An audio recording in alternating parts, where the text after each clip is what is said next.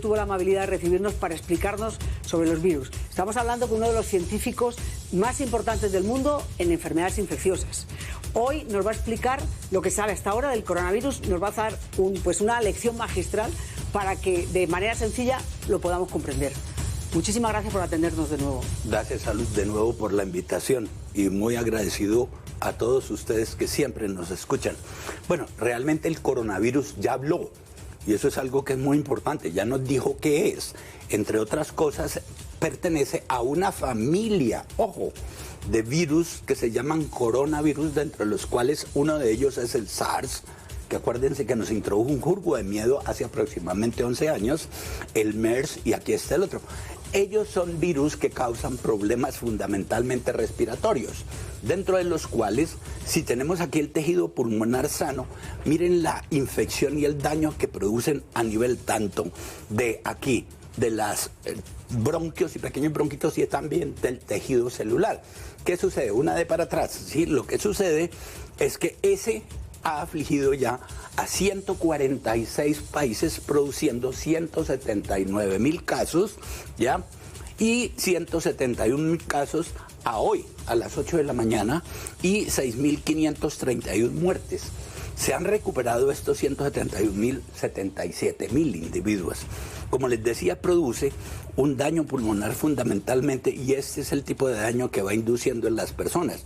Una neumonía que prácticamente destruye el tejido. Pero sigue la dinámica de cualquier enfermedad infecciosa. Por eso fue que Salud muy gentilmente quiso invitarme de nuevo a su programa. Porque esta es la dinámica. Crece exponencialmente, pero ojo, aquí hay algo muy importante. Luego alcanza una meseta y luego comienza la declinación. Eso sucede cuando no hay medidas así protectivas por parte del sistema de salud. Pero si logramos aplanar un poco esa curva, tenemos, entre otras cosas, que la enfermedad va a crecer lentamente y fuera de eso va a retroceder en un tiempo un poquito más largo, pero lo hará.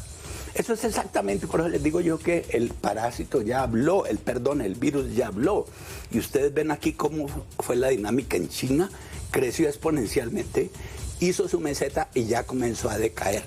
El resto de países estamos en esta situación y es exactamente eso lo que ha hecho el pánico. Ahora bien, la mayoría de las infecciones... Un momento, perdone, profesor, ¿podemos volver un momento atrás? Sí. Podemos volver un momento atrás. Usted lo que dice es, en China subió de una manera fuerte, violenta, como usted dijo, sí. Luego se estabilizó y ahora ya empieza a bajar. Descendió. Desciende. Y esa es la dinámica de cualquier enfermedad infecciosa. Entonces, el problema es cuando sube muy rápido, es que no tengamos capacidad exacto, de los hospitales, es decir, que saturen el sistema de salud. Exacto, ese es el problema fundamental. Cuando sube tan rápido y el sistema de salud no tiene manera de controlar los individuos enfermos, entonces obviamente colapsa el sistema de salud. Y eso es lo que va a suceder en todos los demás países, ¿ya? Tenemos eso. ¿Quién es y cómo es la característica de la infección por el coronavirus? El 81% de los individuos tienen una infección leve, el cual es como un resfriado. El 14% llegan a tener una especie de neumonía, ¿ya? El 4%, esos son los que van a cuidados intensivos. Pero miremos aquí cuál es la tasa de mortalidad, no digo de todo el país, sino de aquellos que están enfermos. Un momento, ¿podemos volver atrás un momento? Sí, por favor, dale. Mire, cuando decimos que el 80% es leve, ¿eso significa que se pueden cuidar en su casa? Sí, esa gente que realmente puede estar en su casa. ¿Aislados? Aislados, sí, obviamente con condiciones higiénicas y manteniendo retirados a los contactos, que la mayoría de las veces son los familiares, el papá, el abuelito, los niños, los sobrinos. Pero eso se curan en su casa. Solitos, como digo yo, a pesar del médico, ¿vale? Esto, cuando ya tienes severa, te tienes que, ya llamas por teléfono y te tienen que hospitalizar. Exacto. Y estos críticos son los que están en cuidados intensivos, dentro de los cuales están los muertos, ¿ya? Sigamos. ¿Y quiénes son dentro de todo este panel los que se mueren? La mortalidad entre los que han sido infectados es mayor en los individuos mayores de 60 años. Yo estoy en esta etapa. Yo estoy en el 8%, yo no sé tú en cuál estés, pero yo estoy en esta, aquí, en el 8 de 70 a 79. De manera pues de que en la misma medida en que se van aproximando la gente a los 80 años y más. ¿Por qué? porque nuestro sistema inmune, al igual que lo que pasa con todos los componentes de nuestro organismo, comienza a decrecer con la edad. La masa muscular, los huesos, la estatura, etcétera, etcétera. De manera pues de que eso es algo absolutamente lógico. Muy importante es esto. Miren ustedes, por ejemplo, en los niños prácticamente no hay ningún tipo de mortalidad. Mortalidad, dije. Una cosa, volvamos atrás un momento. Si en los niños casi no hay mortalidad, en la gente adulta de los 60 a los 80 es cuando más mortalidad hay, ¿tiene sentido cerrar los colegios? Realmente no. Lo que pasa es que lo que sucede es que los niños se van siempre al cuidado de los abuelos, es decir, de los mayores, o los padres son mayores, o los abuelos, y entonces ellos sí pueden transmitirle la enfermedad. Pero si los niños no van al colegio, los papás trabajan, quedan al cuidado de los abuelos. Ese es el problema fundamental que hay. Entonces ahí toca hacer una cosa que es la siguiente. La atención primordial debe de ir hacia este grupo, salud, es decir, hacia la gente como yo, mayores de 60 años de edad. ¿Ya? Y obviamente aquí no vamos a tener... Miren, estos son unas estadísticas fantásticas de China. 44.000 casos confirmados, analizados. Bueno, es que el virus está hablando, nos está diciendo no solo cómo se transmite, qué característica tiene, sino que también cuál es la dinámica de mortalidad e infectabilidad que tiene. Pero entonces los dirigentes políticos que establecen ese tipo de normas, como por ejemplo, colegios cerrados, ¿de quién se están asesorando? Eso es lo que me gustaría a mí saber. ¿Quién los está asesorando? ¿A usted le ha preguntado a alguien? ¿Le ha llamado por teléfono a algún político? No, nunca, ninguno. Bueno, pues eso es problema de ellos. Démoslo ahí, sí, ya vale, que de paso nos lo trasladan a nosotros. ¿Bien? Por eso. Ahora mire, ¿quiénes son los que mueren? Realmente gente que tenga enfermedades cardiovasculares, hablo de los mayores, obviamente, diabetes y que han sido infectados. Enfermedades respiratorias crónicas, mire, todos estos son los individuos que llegan a tener un altísimo riesgo del desarrollo de la enfermedad. Una de las cosas que se habla estos días, y lo ha dicho Boris Johnson, el primer ministro inglés, y lo están diciendo, que el 80% de la población se va a contagiar, que van a ser millones que se van a contagiar. Yo no sé quién lo asesora, entre otras cosas, porque Inglaterra tiene excelentes científicos. No digo buenos, excelentes. Y unos expertos en enfermedades infecciosas que usted ni se imagina. Pero es que lo que seguro no le han explicado es que el desarrollo de una enfermedad es la resultante de 3 componentes. El agente que la causa. Que en este caso es... el coronavirus, ¿ya? El componente genético de la persona, ¿ya? Y fuera de eso, el medio ambiente. Miremos cada uno de esos componentes. Mire, por ejemplo, el componente genético del virus. Tiene variantes genéticas, es decir, ustedes ya saben y decimos en la calle mutantes. Tiene otras características. ¿Cuál es su velocidad de reproducción? ¿Es alta? Es rapidísima. Pero eso es una característica genética. Mire, de las cosas buenas que pasó con el coronavirus fue una cosa fundamental. Rápidamente se averiguó el genoma. Es decir, en cuestión de 2 semanas ya teníamos identificado el agente causal de esa neumonía que comenzó a aparecer a fines de noviembre en China y que realmente vinieron a publicarse los primeros resultados en los primeros días de diciembre. De manera pues de que el asunto es ese. Hay variación antigénica. Les mostré que son unas familias de virus del SARS, que significa Severe Acute Respiratory Syndrome. Síndrome de enfermedad respiratoria aguda severa. Entonces, hay variación antigénica. Pueden mutar, como saben ustedes bien, hacia lo positivo, volverse más agresivo, o hacia lo negativo, que de pronto desaparezca por un tiempo. Ojo, ninguno de estos microbios desaparece del todo. Velocidad de reproducción, ya lo dijimos, virulencia o patogenicidad. Es que tanto daño puede llegar a causar. ¿Y esta cómo es? Pésimo. Este es de los peores que hay, realmente. Ese es el problema. La otra cosa es, miren ustedes, qué cantidad de estos punticos rojos que hay y rosados son las variaciones genéticas. Ese es el problema fundamental para producir vacunas contra ellos. Tienen tal variabilidad genética que es el virus solo. este H1N1.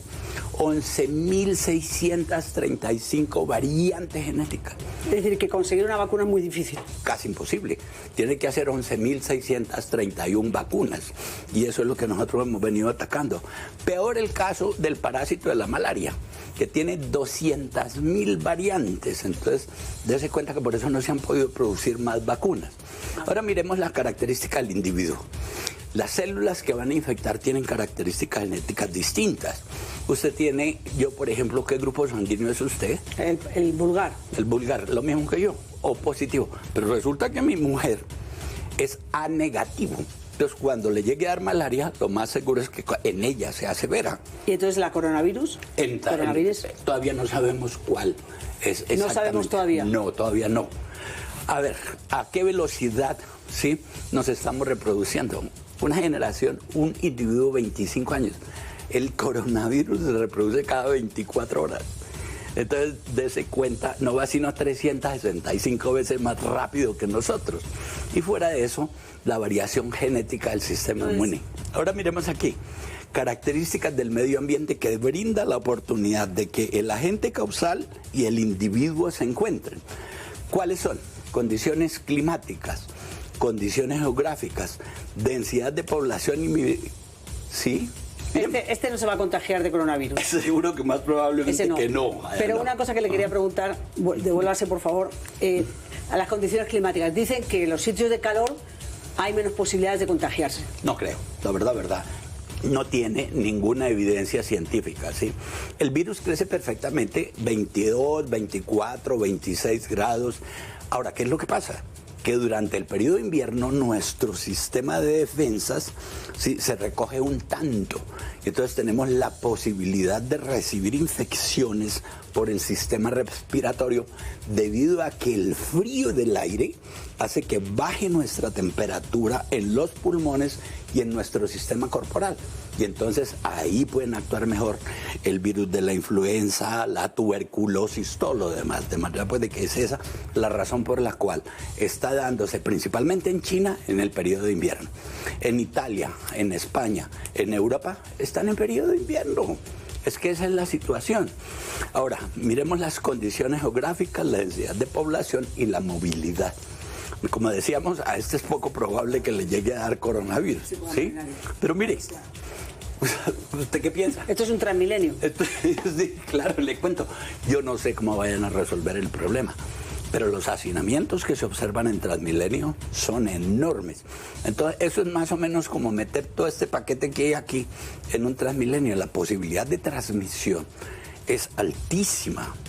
Yo, con todo el respeto que tengo por las decisiones de los gobernantes, porque me encanta la actuación del presidente que ha asumido la responsabilidad de eso, realmente lo que diría, entre otras cosas, es, miren, ¿sabe qué? Vuelvan, así la contaminación ambiental se incremente un tanto, en teoría, porque eso es algo que todavía no entiendo, es los principales factores de contaminación ambiental son las industrias. Eso es del 51 al 54%. Los carros particulares son del 5 al 7%. El resto pueden ser los buses, etcétera. Ya, entonces, ¿qué es lo que sucede? Con todo el respeto, sugeriría, entre otras cosas, que vuelvan y activen rápidamente lo que es el transporte en coches individuales o en carros individuales. Es decir, que Transmilenio usted lo cerraría. Yo, a ver, la verdad que eso es una decisión dificilísima por una sencilla circunstancia. Pues ahí en contra, la gente no iría a trabajar. Y esto, en esencia, lo que hay que hacer es identificar al individuo enfermo. Identificar quiénes son los contactos directos con él, los familiares, los amigos, tener un control sobre ellos. Y también, como lo hizo la médica que controló, la colombiana que controló el brote de ébola en el África, hacer un control de los, no solamente de los contactos, sino de los contactos de los contactos. Claro, pero hay un problema. Volvámonos a los tres factores, por favor. Es decir, usted dice que es imposible que el 80% de la población, por esos factores que usted ha explicado, que tiene que ser que se junten todos. Todos tienen que confluir. En una persona. Claro, es que imagínense cómo sería donde no fuera así y fuera cierto lo que dice Johnson. en el sentido de que el 80% de los británicos, primero que todo, tienen variaciones genéticas, ellos tienen variaciones genéticas marcadas.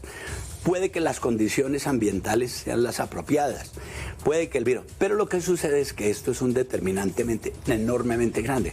Dese cuenta, de ser así, Wuhan hubiese tenido de los 11 millones de individuos que vivían allí, hubiese tenido fácilmente 8.8 millones de infectados. No, Wuhan tuvo 80.000. Sí, con lo cual eso es palabrería de dirigentes que se inventan. Pasemos entonces. Vamos adelante. Bien. No sabemos qué hacer con el Transmilenio, es una cosa que tendrán que decidir. Pero por lo que dice, no tiene sentido cerrar escuelas y dejar el Transmilenio. Sigamos, por favor. Siguiente. Mire esto. El mundo se globalizó. Hoy en día los microbios vuelan en jet. Todos. Mire, es decir, vuelo desde España o desde Italia aquí, son 12 horas en el aire, no es más. De manera pues de que eso sí hay que hacerlo, ¿ya? Establecer no la restricción de dejarlos afuera, sino identificar los individuos que hayan tenido contacto. Y de estos, los contactos de los contactos. Pues es mejor suspender los vuelos, sería suspender los vuelos de Europa unos días. No creo. Bueno, usted no cree. Bueno, eso no hace falta. Vale. Sino contacto y contacto. Sigamos porque tenemos ya como... Acuérdense, ahí es que cerrar el círculo epidemiológico en el cual al individuo que está infectado se le limita la movilidad. A los que están con él, su esposa, sus hijos, sus tíos y sus amigos, también se les pide, no se les forza, que lleguen y, pues hombre, limiten su movilidad.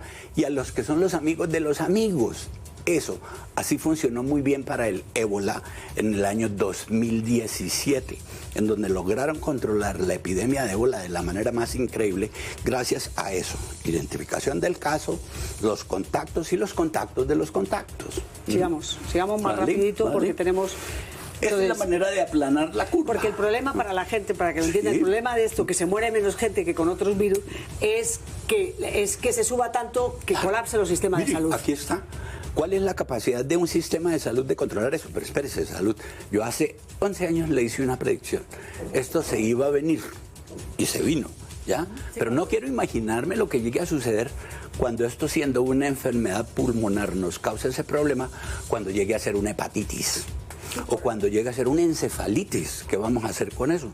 El problema va a ser enorme. Por eso digo que el problema es que satura los sistemas. Sigamos, que ya tenemos poquito tiempo. Ya, vale. Sigamos. Ándale. Mire, esto es lo que ha venido sucediendo en los últimos meses. Mire, todos ellos, aquí está el H1N1, el ébola de nuevo, el SARS y nuevos coronavirus. Desafortunadamente nos han venido acostumbrando a este pánico. ¿Ya? Pero H1 no produjo estos muertos. No, fue el número de infectados. Estos infectados. ¿Vale? Correcto. Por eso. Sí, ya, vale. Ahí está. Y estos son los muertos. Y estos son los muertos de aquí para abajo. Estos infectados son los muertos. Correcto. Entonces, aquí tenemos menos muertos, mire, pero ya vamos alcanzando al ébola. Claro. Y con muchos más. Entonces, lo que pasa es que son con más infectados. Sigamos un momento. Sí, claro. Ajá. Es el número 17. La tuberculosis muere en 3.000, pero la tuberculosis, como no afecta, o la malaria no afecta a los países ricos, pues no importa tanto. Sigamos, es el número 17. Pero entonces, la solución son las vacunas. Sí, claro, es que mire, encontrar un fármaco que llegue a funcionar contra la variante del coronavirus que está circulando ahora, recuerden, son familias, y son muy parecidos todos entre ellos. Dentro de los coronavirus hay algunos que hace mucho tiempo están circulando dentro de los humanos. Entonces, encontrar un fármaco que funcione contra el que es más patogénico, es decir, eso es una tarea prácticamente imposible. En cambio, con las vacunas usted escoge la diferencia entre ellos y la fabrica contra ese. ¿Ya? Dicen que en 2 o 3 meses podría haber una vacuna que más o menos, dicen. ¿Dicen? Dicen. Bueno, yo lo que he oído, entre otras cosas, es que se gastarían, de acuerdo a la Organización Mundial de la Salud, se gastarían de 12 a 18 meses en descubrirla. Y fuera de eso, de comenzar a aplicarla, alrededor de 2 o 3 años, ¿ya para qué? Pues entonces hay que creerle al doctor Patarroyo, porque escuchamos estos días tantas cosas. Usted, última pregunta, ¿qué hace para protegerse usted? Bueno, yo realmente tengo una restricción de movilidad muy marcada y le he pedido a mi esposa que no salga, ¿ya? también, entre otras cosas, acá, dentro de la gente del instituto, cuando vengo a trabajar, mantenemos una restricción y siempre le pregunto, ¿usted ha encontrado a alguien que tenga tos, fiebre, cosas así de ese estilo? Eso es lo que hago. Y siempre trato de llegar, aquel llega en su moto, yo llego en mi carro, trato de llegar a las 6 de la mañana para que no me agarre el pico y placa ambiental, ¿ya? Y de esta manera poder tener un control. Pero yo pienso que las medidas gubernamentales que se están adoptando, algunas de ellas son buenísimas. Eso de tener un control, ojo que no dije cerrar, ¿sí? Un control de los aeropuertos para que la gente, ojalá queden todos registrados, para que tan pronto como se aparezca un caso dentro de los que vienen de fuera, que es así como se está contaminando nuestro país y los distintos países, entonces de este se tenga la información y de los que venían en el avión y que ese individuo, ahí es donde entra la solidaridad nuestra, le reporte al sistema, mire, yo estoy enfermo de coronavirus y fuera de eso, hacer que la familia también quede bajo control y los amigos de la familia con los cuales él haya podido tener contactos, la familia, queden también controlados. Es que esa es la manera de hacerlo, de esa guantes, bueno, eso sí. También. Y claro, saludarnos así. Claro, mire, yo pienso, entre otras cosas, que aquello de no darse la mano, pues bueno, está bien. Eso es una costumbre antigua de hace como unos 2500 años. Para decir, mire, vea, yo no llevo puñal aquí. Y el abrazo es, mire, tampoco llevo una espada en la espalda. Pero me gusta lo de los orientales, que yo la invito a que lo haga, así. Bueno, pues doctor Patarroyo, muchísimas gracias por otra lección. Le molestaremos dentro de un tiempo. Gracias a ustedes. Después de escuchar al doctor Patarroyo, que es una persona que nos habla con una claridad tremenda para los que no somos ningún experto en enfermedades infecciosas ni en cuestiones científicas, uno lo que se queda es muy preocupado porque tiene la sensación de que los gobiernos toman decisiones sin contar con los científicos, sin contar con los expertos. No hay un comité de sabios aconsejando a los gobiernos, porque parece mentira que el primer ministro británico, y no es el único, llega a decir que hay 80% que hay posibilidades de que el 80% de los británicos se contagie de coronavirus. Y el doctor Patarroyo explica que eso es imposible por la serie de factores que se tendría que juntar para que eso sucediera, y es casi un imposible, o sin el casi, es un imposible. Entonces, nos gustaría saber qué científicos aconsejan al presidente Duque, a la alcaldesa de Bogotá, a los alcaldes de Medellín, de otras ciudades. Es decir, qué científicos les están aconsejando, en qué comité de sabios se están asesorando, con qué comité de sabios se asesoran, de sabios se están asesorando. Nosotros en los próximos días, en Semana Televisión, vamos a hacer un esfuerzo para acercarles lo más posible todo tipo de informaciones, porque hay muchísima fake news, hay mucho cantamañanas, mucho hablador de paja, contando cosas que alarman unas veces, que si no utilicen tal medicamento, que si ya tenemos el otro. Escuchaba en la radio que hay un medicamento que están aplicando porque eso, perdón, un medicamento aquí en Colombia aplicando porque puede frenar el coronavirus, perdón, si eso no existe, por favor. Entonces, pongamos los ojos y los oídos en los científicos, en los que saben, y ojalá los gobiernos hagan lo mismo. Hasta el próximo día y, como digo, les estaremos haciendo programas especiales sobre este virus que pues ha paralizado al mundo y que vamos a intentar que no paralice Colombia.